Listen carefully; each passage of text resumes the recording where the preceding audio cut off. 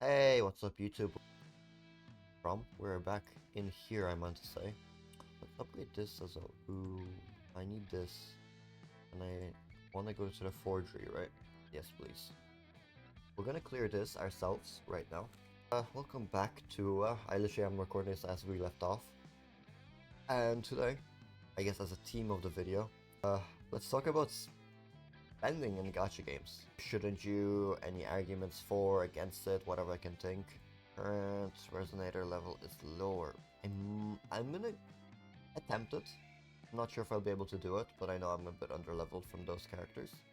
Let's see how that goes, basically. But we'll see how it goes. So, spending in gacha games. What's the purpose? What do you spend your money on? How does it benefit you?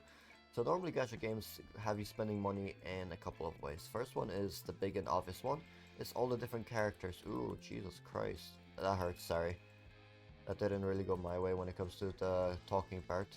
Characters are their main selling point because people want the cool characters, people want the best characters, people want the newest characters. With those characters, they're gonna get a little weapon to complement the character. Like, hey, you got the character, but you gotta have their weapon to be able to fully utilize them.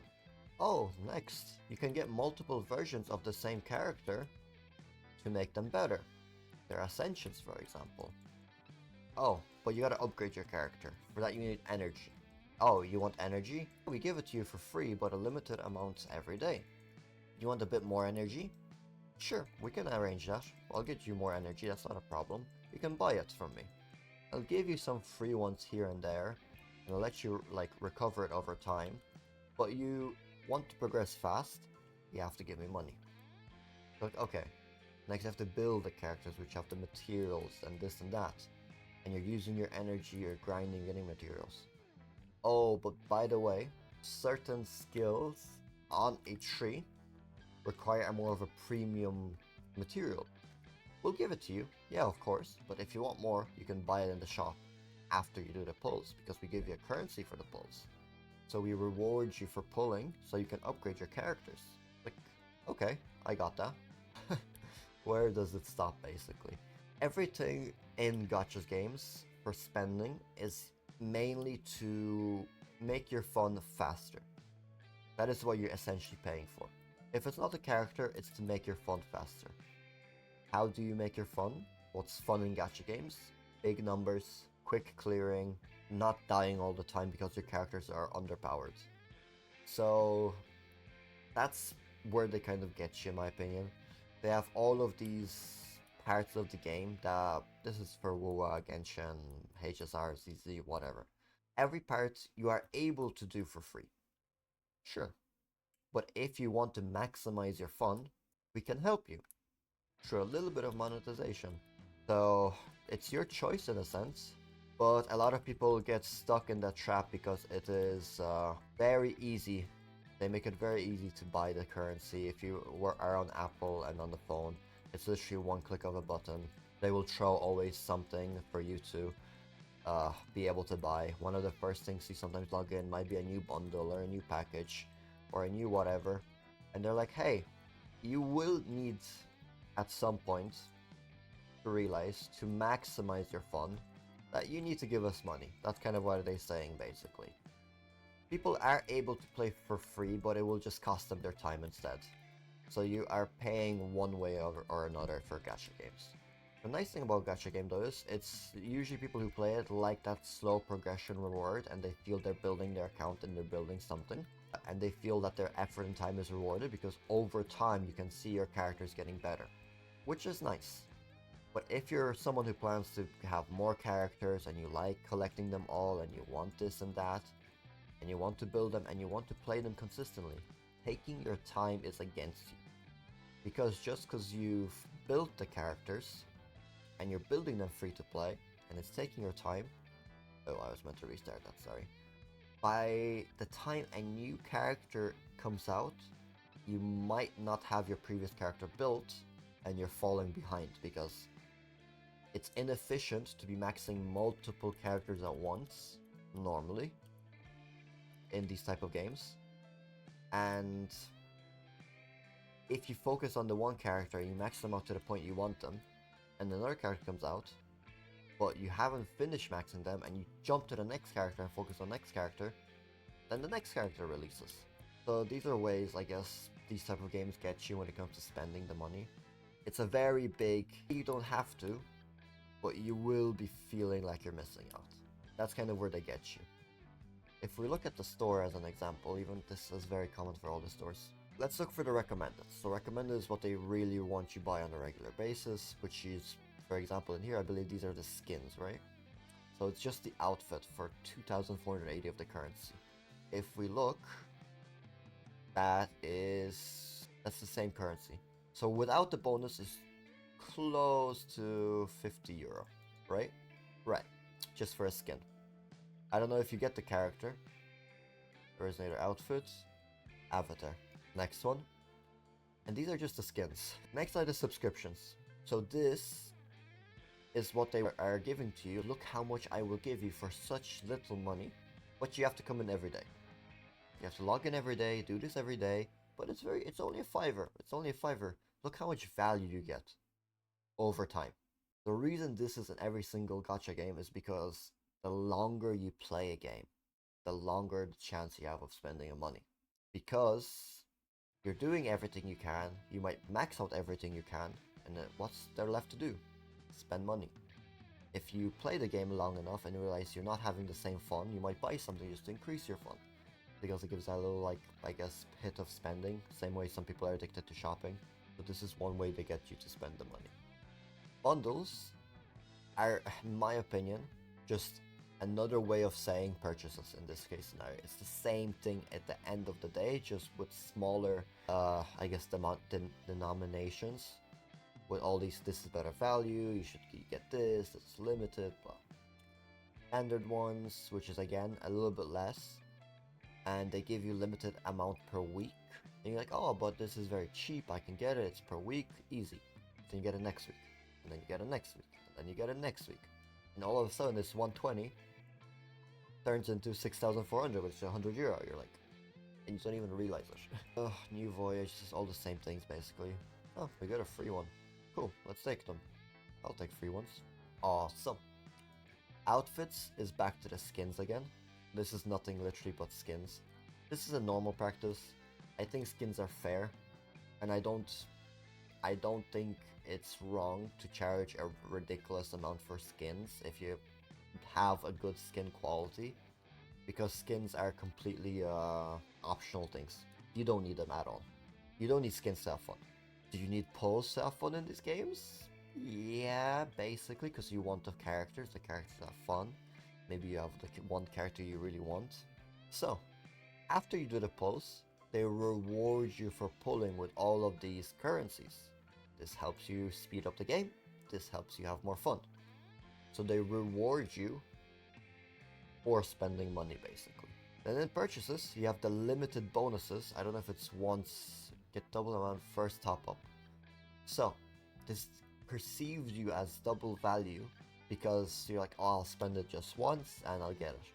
But it's kind of the situation, it's always hardest to get the customer in the door. Once you get them in the door, then it's easier. So once you buy something once, it's easier to spend again because you already, like, if once you do it, why not a second time? You get me? What's the point shop? I don't know, I haven't experienced this in here as well. I'm just talking in general, by the way. It's not specifically for WoW, just for people wondering. I'm just talking in general about spending in gacha games. And this is basically how they get you in a nutshell. They try to maximize your fun, because everything else in the video game that you do get and that you do receive, it's breadcrumbs. For a lack of a better word, it's just breadcrumbs. Can I send you? Level 5 upgrades. I could potentially get the weapon. Let's see my traces if I'm able to get something. Could upgrade you. Where I get these from? Because I think it wouldn't be a bad idea to start farming them slightly. So this is where the closest one is. So let's go over here and walk over. It's a business and they have to make money. Yes, obviously. Like, if this company is not making money, if Hoyoverse is not making money, we simply don't have these type of games. Because the people can't be coding for free, even though they love the game, and not feed their families. The question now is, should you be spending money in these type of games? And I guess what are the like benefits long term, and what are the like cons long term? The only thing that I found throughout the years playing this game, the benefit of spending in gacha games is the fact you will keep playing the game. It's kind of on a like a little bit of like an addiction system, same way gamblers will keep gambling because of the high. This is basically just another form of gambling. Again, calling if you are okay with it and that what gives you fun and you're able to do it responsibly, in my opinion, sure, why not? Also, watch which way am I going, because I don't know what I'm doing. Shit, let's track that maybe, because I don't know how I'm gonna. Sorry, it's fine. Well, it's okay for the individual, I guess. What are the cons of spending the money? One, you could turn into an addiction for some people, and you could literally lose. There's like 70k plus accounts, which are literally just JPEGs on the screen, which don't actually provide any real life value apart from the person just having a PNG on the screen. Next thing is, even if you think it will help you have fun, down the line you will get power crept, which means everything you have invested in all of a sudden is irrelevant. And again, you're going to that barrier where you can't have fun, because if you can't clear the content, how are you meant to have fun? Also, I don't think I'm able to. I think this is fully enclosed, is it? Or not? Maybe. Okay, awesome. Here, I think we could get out here. That's what happened in the HSR, basically. That's what's happening in Genshin slowly. Mabuika, Acheron, and Genshin, HSR. Acheron basically made a lot of characters irrelevant, which is not great for the people who spend a few thousand in like into Sealy or Kafka or Blaze. I spent early on in between HSR and Genshin 1 or 2,000 basically, and again that was my choice and I didn't mind it. But I guess in retrospective, looking back at it now, I've lost all of that. Can I move this? Perfect, awesome. I lost all of my investments, if you want to call it even that per se, because what I had back then, which was fun, now it will be no longer fun to play those characters, because I will be dying and I won't be actually clearing the content. So looking back at it, I had fun for the time, but now coming back to it, it's not looking great. Will this happen to Wua down the line? Who knows, actually. We're being straight up, who knows? Boom, destroyed. Anyway, sorry. Maybe it'll happen, maybe not. Also, I want to just jump here. It's looking very badly for HSR and Honkai.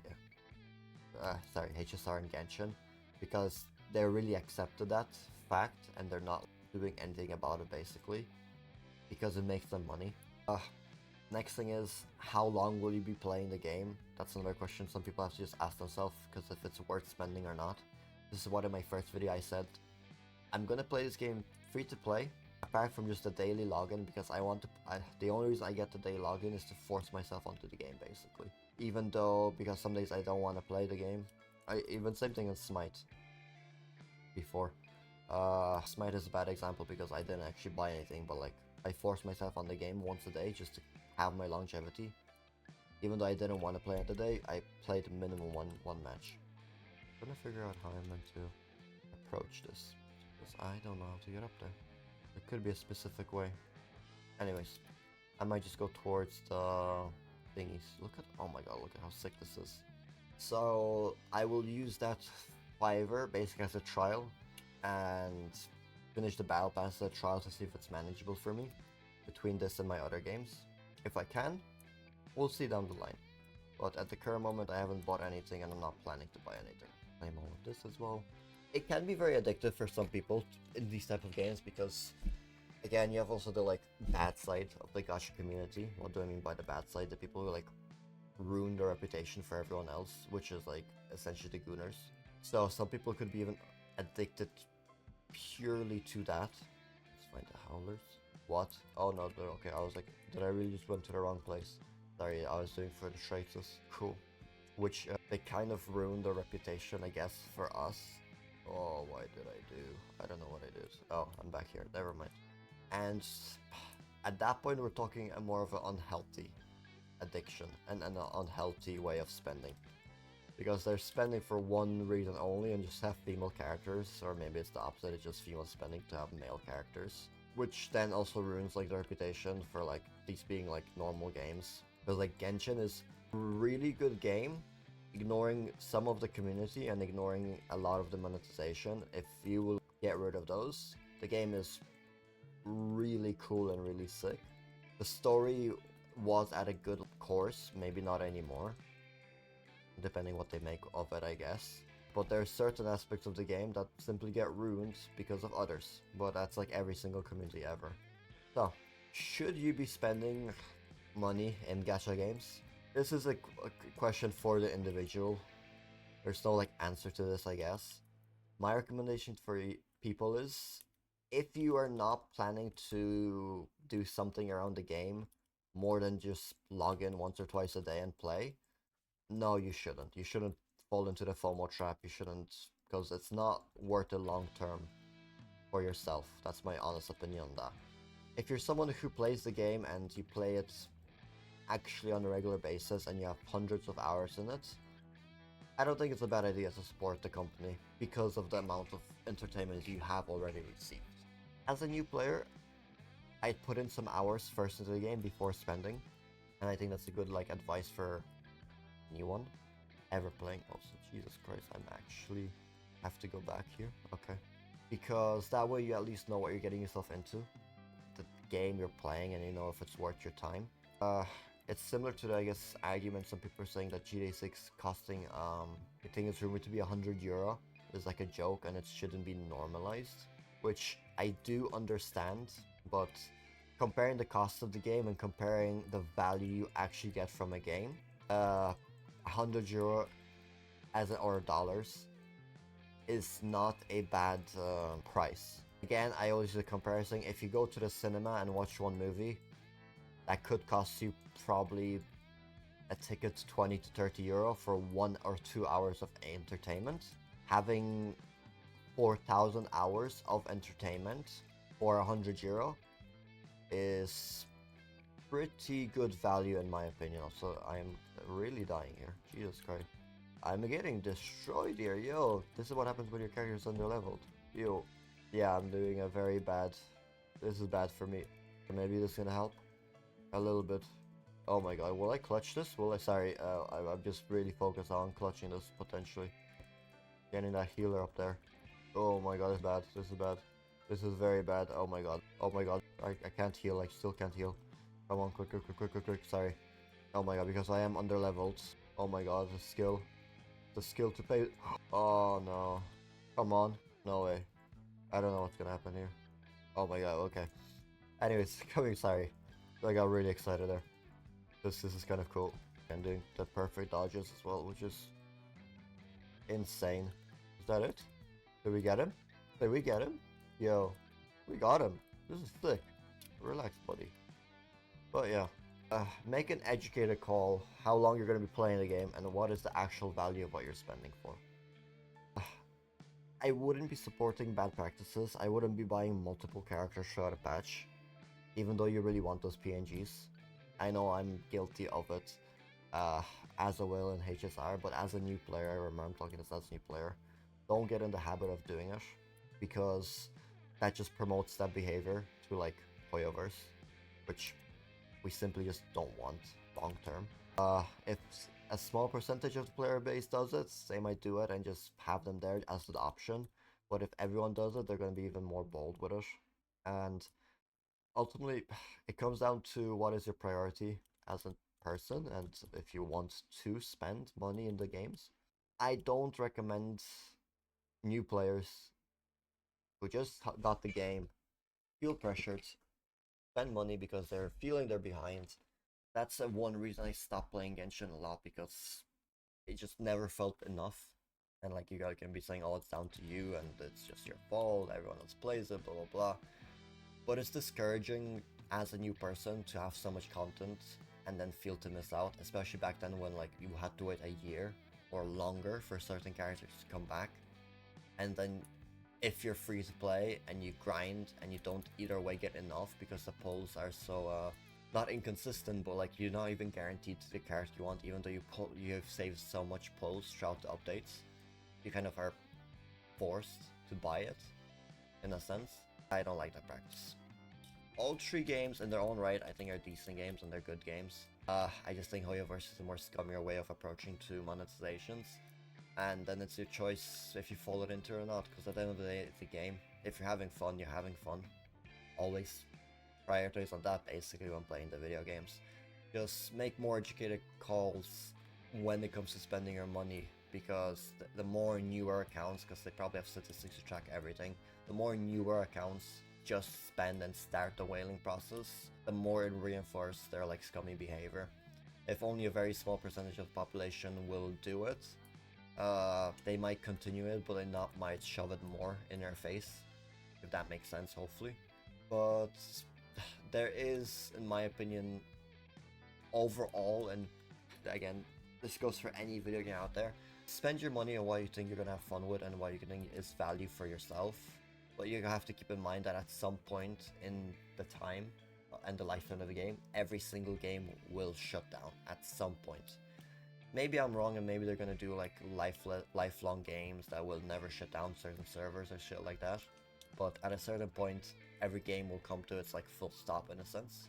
Example, Smite 1, a game where I spent thousands of euros in, and it will be slowly getting replaced by Smite 2.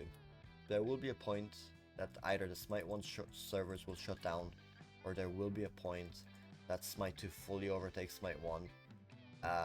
Maybe I'm wrong, but at a certain point the devs will only focus on Smite 2, and there won't be a point in playing Smite 1 because there's no player base. It is what it is.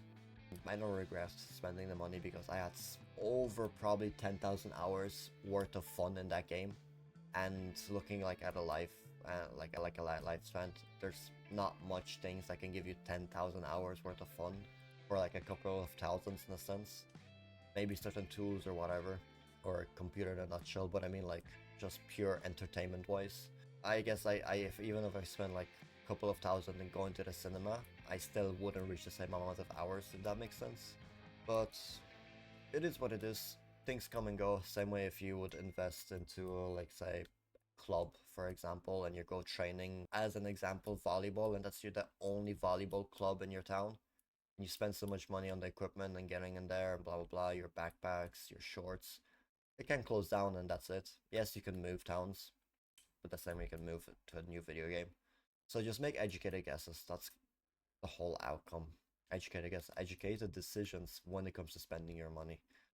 And calculate, is it value for yourself? Don't fall for the trap of the gacha games, because that's what they want you to do. Because that's how they make their money. Anyways, thank you guys for watching. Hope you guys enjoyed me ranting some nonsense for half an hour. Hopefully guys, I will see you guys in the next episode. Take care and goodbye. That intro was not great. Thank you guys for watching. Have a good day.